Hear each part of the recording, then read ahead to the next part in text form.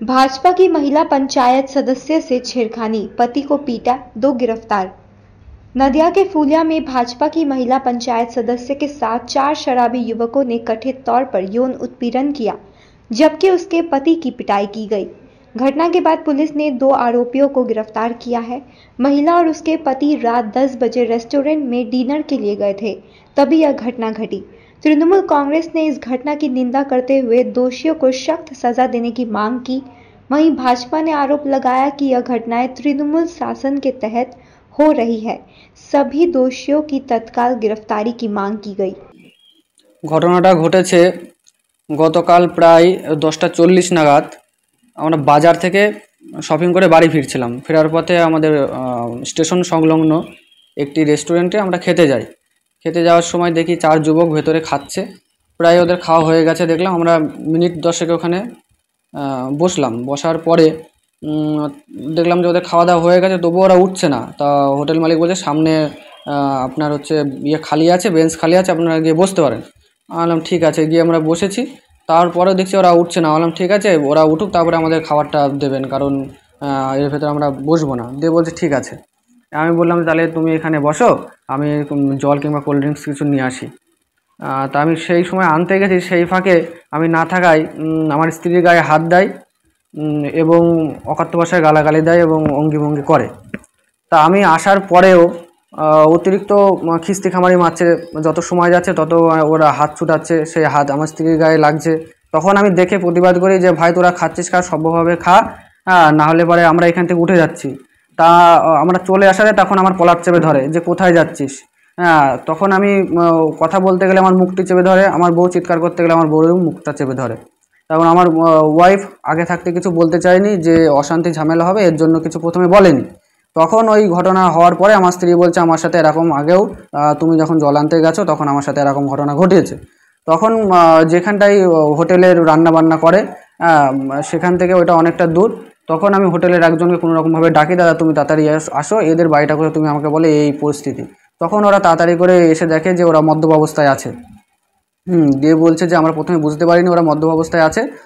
তখন আমি একটা ওদের শনাক্ত করার জন্য আমি ভিডিওটা করতে যাই। প্রথমে একটুখানি ভিডিওটা করি। প্রথম আমার 2টো ফোন, প্রথম হচ্ছে একটা ফোন ওরা ছিনিয়ে নেয়, ছিনিয়ে নিয়ে আমাকে মারধর করে ওখানটায়। তারপরক্ষণে আমি কোনো রকমভাবে ওদেরকে চিহ্নিত করার জন্য আর একটা ভিডিও করি। এই হচ্ছে ঘটনা। সাথ সাথ আমি ওখান থেকে ফাঁড়ির ইনচার্জ মনিরুল বাবুকে ফোন করি।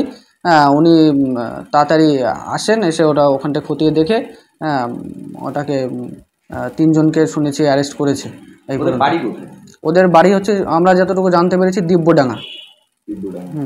কতটা আতঙ্কে রয়েছে? প্রচুর আতঙ্কে রয়েছে। এরকম তো প্রতিনিয়ত হতে চলেছে দেখছি, আস্তে আস্তে গ্রামগঞ্জে চলে আসছে এরকম ঘটনা। আজকে যদি এরকম আমার স্ত্রীর সাথে হচ্ছে, আর একদিন অন্যজনের স্ত্রীর সাথে হবে। যাতে এর উপযুক্ত শাস্তি হয় আমি প্রশাসনের কাছে একান্ত দাবি করছি। নিরাপত্তার অভাব? অবশ্যই নিরাপত্তার অভাব। এই যে এতটা আতঙ্কিত আজকে আমাদের গ্রামেও শুনছে যে তাহলে এবারে আগামী দিন আমাদের কি হতে পারে। আপনার স্ত্রী তো পঞ্চায়েত মেম্বার? হ্যাঁ, আমার স্ত্রী নবলা পঞ্চায়েত সদস্য। তাহলে সেই জায়গায় তারও নিরাপত্তা নেই। ওখানে বলার পরে আরো বেশি চড়াও হয়েছে। আপনার নাম? আমার নাম সম্রাট রায়। দেখুন, আমরা এর আগেও বলেছি যে তৃণমূল কংগ্রেসের এই সরকারের আমলে বাংলার নারী সমাজ মোটেও সুরক্ষিত নয়। নবলার আজকে জনপ্রতিনিধির এই ধরনের ঘটনা তা চোখে আঙুল দিয়ে দেখিয়ে দিচ্ছে। এই ঘটনাই প্রমাণ করে যে বাংলার বর্তমান পরিস্থিতি, তার শাসন ব্যবস্থা, বাংলার প্রশাসনিক ব্যবস্থা কতটা নিম্নস্তর পর্যায়ে পৌঁছে গেছে। একজন জনপ্রতিনিধিকে খুব জেনে শুনে আমি দায়িত্ব নিয়ে বলছি যে যারা এই কাজ ঘটিয়েছে তারা শাসক দলের সঙ্গে কোনো না কোনোভাবে যুক্ত, না হলে এই সাহস তারা দেখাতে পারে না যে রাতের বেলায় কোনো একটি রাস্তার ধারে কোনো এক মহিলাকে তার স্বামীর সঙ্গে আছে সেইখান থেকে তাকে তুলে নিয়ে যাওয়ার হুমকি, তাকে বিভিন্ন রকমের মারধর করার হুমকি, তাকে হিউমিলেটেড করার হুমকি এই ঘটনা দিতে পারে না। কিছুদিন আগে আপনারা দেখেছেন যে আপনারাই খবর করেছেন শান্তিপুরের 2 নম্বর রেলগেটের দিকে এই ঘটনা ঘটেছে, যেখানে ষষ্ঠীর দিন তার স্বামীর হাত থেকে প্রায় বউকে জোর করে ছিনিয়ে নিয়ে জঙ্গলে চলে যাচ্ছিল। কোন সমাজে আছি আমরা? বর্তমানে জঙ্গলের রাজত্ব চলছে পশ্চিমবঙ্গে। শাসন ব্যবস্থা কোন পর্যায়ে পৌঁছালে আজকে এইভাবে দিনে দুপুরে এইভাবে নারীদের টেনে নিয়ে যাওয়ার মতো ঘটনা ঘটতে পারে, এইভাবে হিউমিলিটেট করতে পারে। অত্যন্ত ধিক্কার জানাচ্ছি ভারতীয় জনতা পার্টির যে কার্যকর্তা বা যে পঞ্চায়েত মেম্বারের প্রতি এই ঘটনা ঘটেছে তাদের সব কজনকে গ্রেপ্তার করতে হবে। আমরা শুনেছি যে 2 জন গ্রেপ্তার হয়েছে অলরেডি, আরও 2 জন যে 2 জন আছে তাদেরকে গ্রেপ্তার করতে হবে, নইলে ফুলিয়া সহ গোটা শান্তিপুর জুড়ে যে ধরনের আন্দোলন আমরা নামাবো তা আপনারা কল্পনাও করতে পারবেন না। ডক্টর সোমনাথ কর, মুখপাত্র নদিয়া দক্ষিণ, সাংগঠনিক জেলা বিজেপি।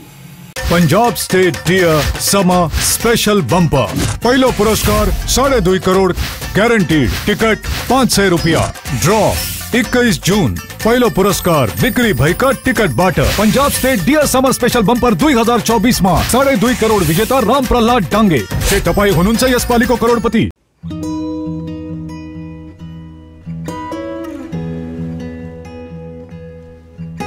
समय में रोपे को बिरु वाले बेला बेला मलजल पाए एक दिन रूख भैरो फल फूल दिन तेसरी नहीं SIP में ससानु रकम लगाउनु गर्दी गरी ती रकम हरू भविष्य में ठूलो रूप लिन सक्छ एवं तपाईले धनवान पनि बनाउन सक्छ।